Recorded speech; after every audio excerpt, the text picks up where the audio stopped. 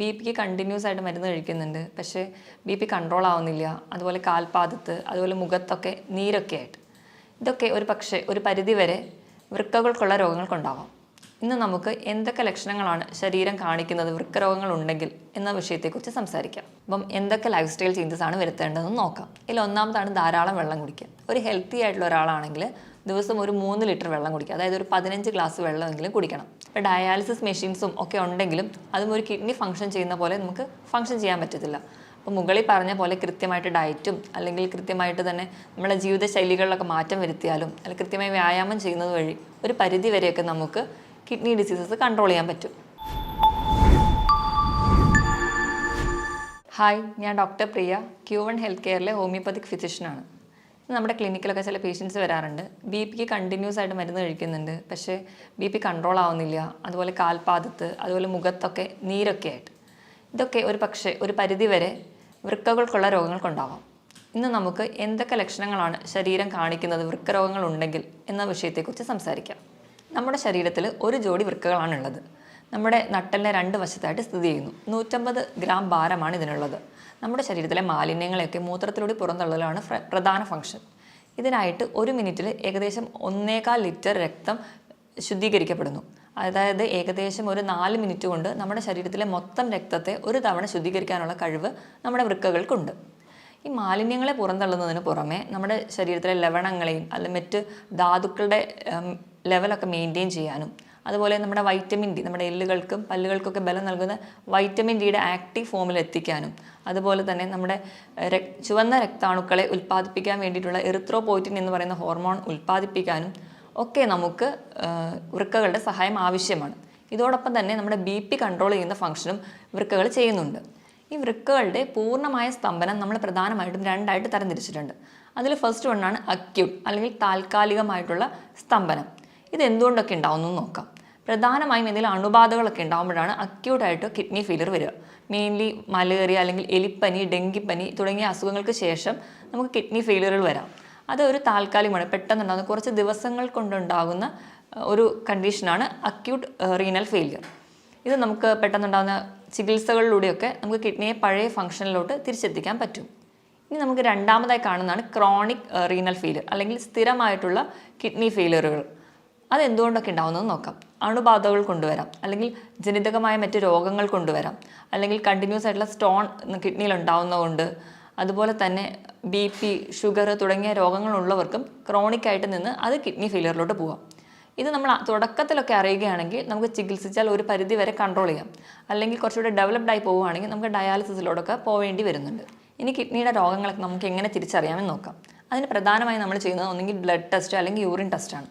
Blood test ചെയ്യുമ്പോൾ ആദ്യം നമ്മൾ ഹീമോഗ്ലോബിൻ ലെവൽ നോക്കുമ്പോൾ കിഡ്നി കംപ്ലയിൻ്റ് ഉള്ളവർക്ക് ഹീമോഗ്ലോബിൻ്റെ അളവ് കുറഞ്ഞിരിക്കുന്നത് കാണാം.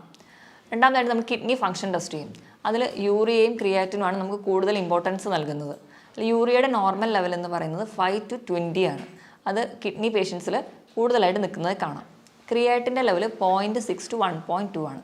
ഒരു 1.5 മുകളിലെത്തുമ്പോൾ തൊട്ടേ നമ്മൾ കുറച്ചുകൂടി ശ്രദ്ധിക്കേണ്ടിയിരിക്കുന്നു. 2 മുകളിൽ പോവുകയാണെങ്കിൽ, 2 മുകളിൽ പോവുകയാണെങ്കിൽ സ്ഥിതി കുറച്ച് ഗുരുതരമാണ്. അപ്പോൾ കിഡ്നിക്ക് എന്തോ കംപ്ലയിൻറ്റ്സ് ഉണ്ട്, സീരിയസ് ആയിട്ടുള്ള പ്രശ്നമുണ്ട്. അതുകൊണ്ട് നമുക്ക് വേഗം ഒരു ട്രീറ്റ്മെൻറ്റിലോട്ട് പോകേണ്ട ആവശ്യമുണ്ട്. കിഡ്നി ഫെയിലിയറിന് പ്രധാനമായും 3 കാരണങ്ങളാണ് പറയപ്പെടുന്നത്. ഒന്നാമത്തേത് BP കൺട്രോൾ ചെയ്യാൻ പറ്റാതെ പോകുന്നത്.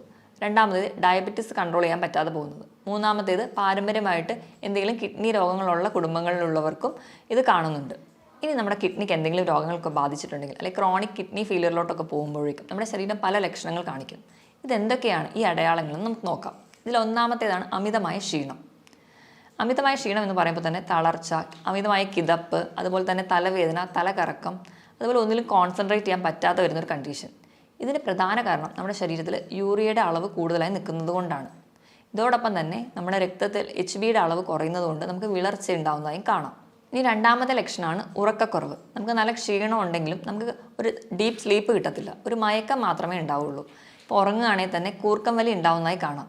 അതുപോലെ തന്നെ നമ്മുടെ അടുത്ത് കിടക്കുന്ന ആൾക്ക് നമ്മുടെ മൂക്കിൽ നിന്ന് വരുന്ന ശ്വാസത്തിന് ഒരു മൂത്രത്തിൻ്റെ ഗന്ധം അനുഭവപ്പെടുന്നതായി കാണാം.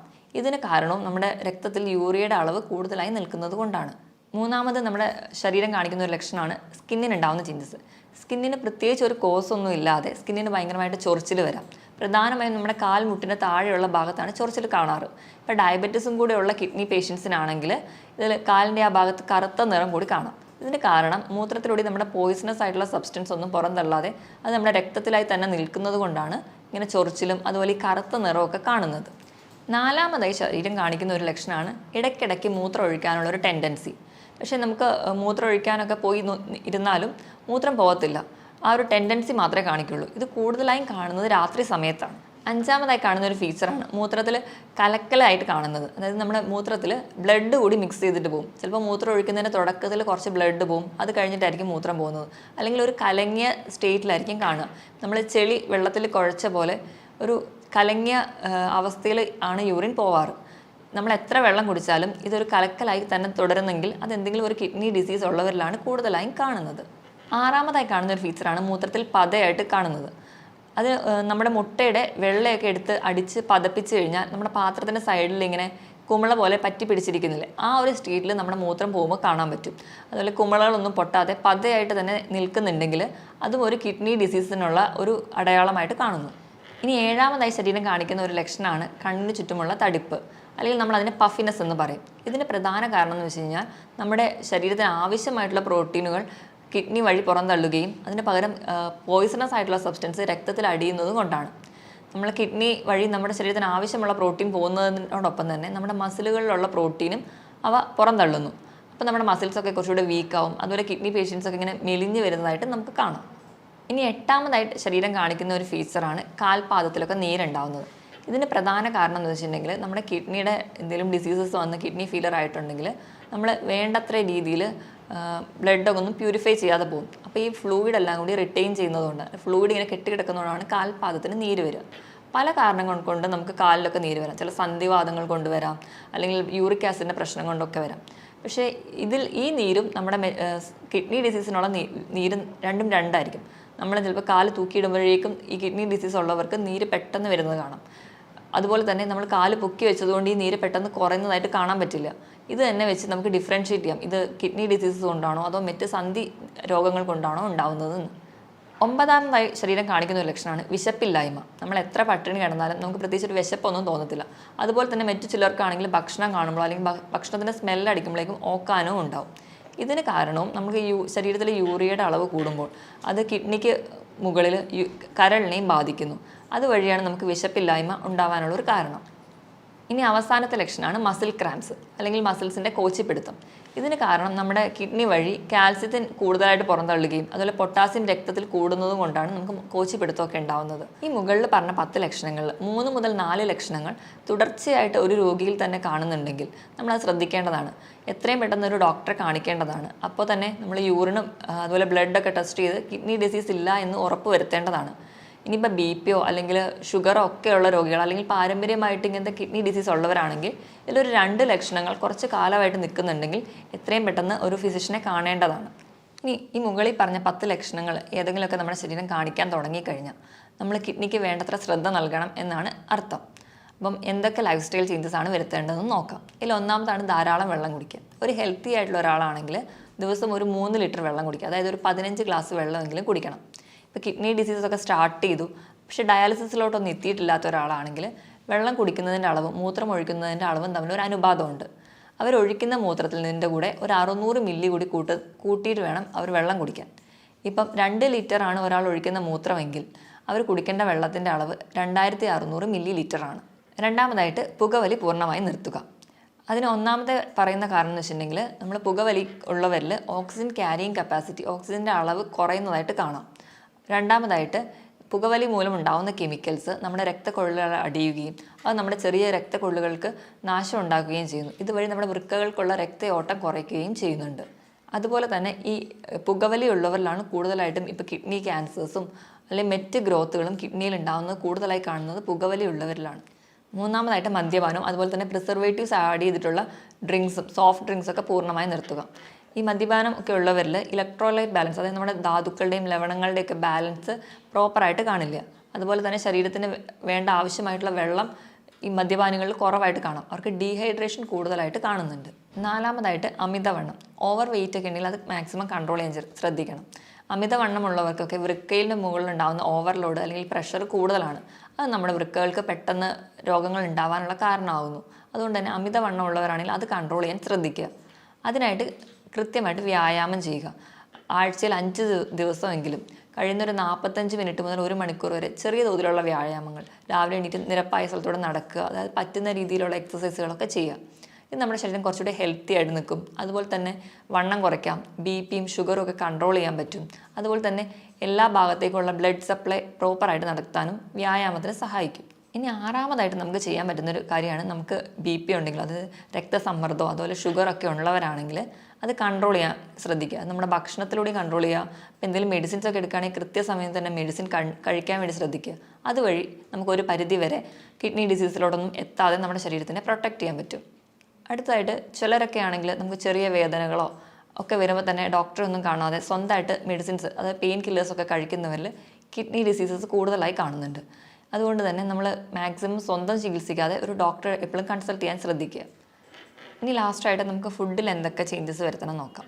നമ്മൾ നോർമലി ഹെൽത്തി ആയിരിക്കുമ്പോൾ കഴിക്കുന്ന ഒരു ഫുഡിൽ 4ൽ 1 ഭാഗം മാത്രമേ നമുക്കിപ്പോൾ ഒരു കിഡ്നി ഡിസീസ് ഉണ്ടെങ്കിൽ കഴിക്കാൻ പാടുള്ളൂ. അതുപോലെ തന്നെ നമുക്ക് പ്രോട്ടീൻ, നോർമലി ഹെൽത്തി ആയിട്ടുള്ള ഒരാളാണെങ്കിൽ 1 കിലോ ആണ് നമ്മുടെ ബോഡി വെയിറ്റ് എങ്കിൽ അതിനനുസരിച്ച് 1 ഗ്രാം പ്രോട്ടീനാണ് കഴിക്കേണ്ടത്. അതായത് 80 കിലോ ഉള്ള ഒരാളാണെങ്കിൽ ഒരു ദിവസം 80 ഗ്രാം പ്രോട്ടീൻ കഴിക്കണമെന്നാണ് നോർമലി പറയാറ്. പക്ഷേ ഒരു കിഡ്നി പേഷ്യൻസ് ആണെങ്കിൽ 1 കിലോ ബോഡി വെയ്റ്റിന് 0.8 ഗ്രാം മാത്രമേ പ്രോട്ടീൻ കഴിക്കാവൂ. അതായത് ഒരു 70 കിലോ ഉള്ള ഒരാളാണെങ്കിൽ 40 ഗ്രാം പ്രോട്ടീൻ മാത്രമേ ഒരു ദിവസം കഴിക്കാൻ പാടുള്ളൂ. പ്രോട്ടീൻ കഴിക്കുമ്പോൾ തന്നെ നമ്മൾ റെഡ് മീറ്റ് പൂർണ്ണമായും ഒഴിവാക്കുക. റെഡ് മീറ്റ് എന്ന് പറയുമ്പം പോത്തിറച്ചി, താറാവിറച്ചി, ഇതൊക്കെ പൂർണ്ണമായും ഒഴിവാക്കുക. അതിന് പകരം വെജിറ്റബിൾ പ്രോട്ടീൻസ് കൂടുതലായി കഴിക്കുക. വെജിറ്റബിൾ പ്രോട്ടീൻസിൽ വരുന്നതാണ് പനീർ, കൂണ്, പയർ, കടല, പരിപ്പ് തുടങ്ങിയ ധാന്യങ്ങളും. രണ്ടാമതായിട്ട് നമ്മൾ കൊഴുപ്പ് കഴിക്കേണ്ട അളവാണെങ്കിൽ, കൊഴുപ്പെന്ന് പറയുമ്പോൾ നമ്മുടെ ഫാറ്റ്, അത് നമുക്ക് പല രീതിയിൽ കിട്ടും. നമുക്ക് മുട്ടയുടെ മഞ്ഞയിൽ നിന്ന് കിട്ടാം, മീൻ കഴിക്കുന്ന വഴി കിട്ടാം, നമ്മൾ ഉപയോഗിക്കുന്ന എണ്ണ, നെയ്യ്, ഇതിൽ നിന്നൊക്കെ നമുക്ക് കൊഴുപ്പ് കിട്ടും. ഒരു ദിവസം ഒരു ഹെൽത്തി ആയിട്ടുള്ള ഒരാളാണെങ്കിൽ ഒരു 50 ഗ്രാം മാത്രമേ കൊഴുപ്പ് കഴിക്കാൻ പാടുള്ളൂ. പക്ഷേ ഒരു കിഡ്നി ഡിസീസ് ഉള്ള ഒരാളാണെങ്കിൽ അതിൻ്റെ പകുതി മാത്രമേ ഒരു ദിവസം കൺസീവ് ചെയ്യാൻ പാടുള്ളൂ. ഇനി ലാസ്റ്റായിട്ട് ലവണങ്ങൾ എന്ന് പറയുമ്പോൾ സോഡിയം ഉണ്ട്, പൊട്ടാസ്യം, കാൽസ്യം, ഫോസ്ഫറസ് ഒക്കെ ഉണ്ട്. ഇതിൻ്റെ ലെവൽ എങ്ങനെ മെയിൻറ്റെയിൻ ചെയ്യാം? കൂടുതലായിട്ടും ഈ ലവണങ്ങളൊക്കെ ഉള്ളത് നമ്മുടെ പച്ചക്കറികളിലാണ്. അപ്പോൾ നമ്മൾ പച്ചക്കറികളൊക്കെ കഴിക്കുമ്പോൾ അതാദ്യം വേവിച്ച് അതിൻ്റെ വെള്ളം ഊറ്റി കളഞ്ഞിട്ട് വേണം കഴിക്കാൻ. ഈ ഒരു പ്രോസസ്സിന് നമ്മൾ ലീച്ചിങ് എന്നാണ് പറയുക. ഇപ്പോൾ ഇലക്കറികളിലാണെങ്കിൽ കോളിഫ്ലവർ, ബ്രക്കോളി, ക്യാബേജ്, ഇതൊക്കെ വൈറ്റമിൻ C നിറഞ്ഞതുമാണ്. അതുപോലെ തന്നെ നമ്മുടെ കിഡ്നി ഡിസീസൊക്കെ പ്രിവെൻറ്റ് ചെയ്യാൻ വളരെ നല്ലതാണ്. പക്ഷേ ഇതൊക്കെ കഴിക്കുന്നതിനോടൊപ്പം തന്നെ ഇത് വേവിച്ച് ഇതിൻ്റെ വെള്ളം ഊറ്റി കളഞ്ഞിട്ട് വേണം കഴിക്കാനെന്ന് ശ്രദ്ധിക്കുക. പൊതുവെ എല്ലാ രോഗങ്ങൾക്കും നമ്മൾ ഫ്രൂട്ട്സും വെജിറ്റബിൾസും ആണ് കൂടുതലായിട്ട് കഴിക്കാൻ പറയുക. ഇപ്പോൾ നമ്മൾ ഫ്രൂട്ട്സ് കഴിക്കുകയാണെങ്കിലും ഒരു പരിധിയിൽ കൂടുതൽ കഴിക്കരുത്. കാരണം ഫ്രൂട്ട്സിലൊക്കെ കൂടുതലും പൊട്ടാസ്യമാണ് അടങ്ങിയിരിക്കുന്നത്. അപ്പോൾ പൊട്ടാസ്യം കൂടുതൽ ചെന്നിട്ടുണ്ടെങ്കിൽ അത് കിഡ്നി ഡിസീസിന് കൂടുതൽ ബുദ്ധിമുട്ടുണ്ടാക്കുകയുള്ളൂ. അപ്പോൾ പൊട്ടാസ്യം കുറഞ്ഞുള്ള ഫ്രൂട്ട്സാണ് ആപ്പിള്, പൈനാപ്പിൾ, അതുപോലെ തന്നെ ബെറി.